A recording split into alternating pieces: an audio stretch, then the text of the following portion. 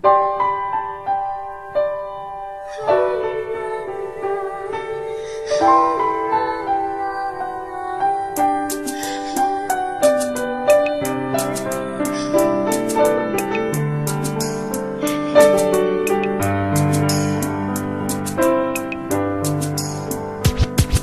was 3 years old nang ikaw ay na-meet. Napahanga ako sa taglay mong bait. Ikaw ang guest ko sa tuwing birthday, pati sa room ko. Ikaw ang display, di ka na nawala sa alaala. Ikaw lang talaga at walang kagaya. Ikaw ang gusto ng mga friends ko, at di ko alam pati parents ko. Ano ba ang meron ka na wala sa iba, at napapangiti pag nakita ka na sa mga poster at maging sa TV. Inaabangan ng iyong movie. Bata pa ako noon nang maramdaman ko to.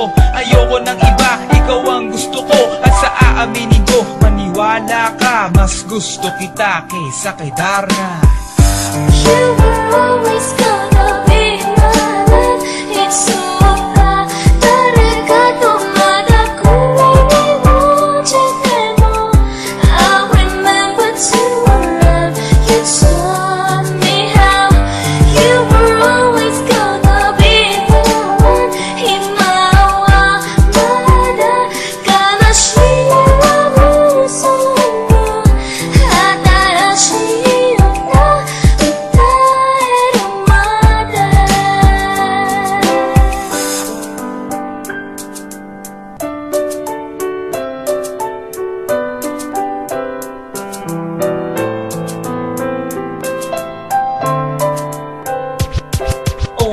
oh why, bakit ganito? Gusto ko ikaw lang nasa tabi ko. Mga poster mo at mga magazine, sa buhay ko hindi kita kayang alisin. So pati sa cellphone at mga gamit, ikaw ang nakalagay sa aking bedsheet. Ako ay nalungkot nang ika'y nawala. Ano ba ang mali na aking nagawa? Pakiusap naman kahit nasa dali, para lang mabawi ang mga bighani at muling umiti at di na umiyak. Magpakita ka lang, gusto kong matiyak na buhay ka pa rin at ika'y malakas. Gumawa ka ulit ng mga palabas, at kapag bumalik, ngingiti ng pusa, at hindi ako magmamahal ng pusa. You were always gonna be my love. It's so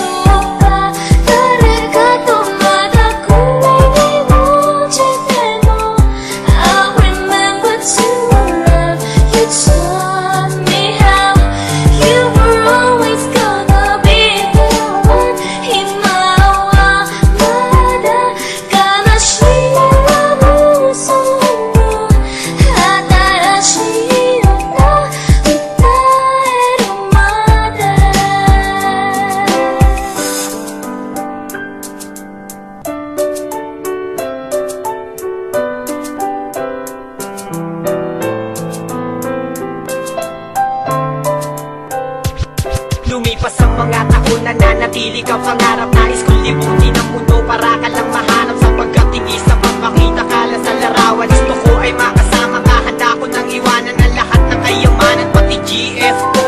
Sabihin mo magkano ba ang TF mo, at aking ibibigay, tanggapin mo lang ako. Okay lang sa akin kahit alipinin mo ako. Sabi ng ama ko, nabubuwang ako. Sabi ng ina ko, di ka raw totoo.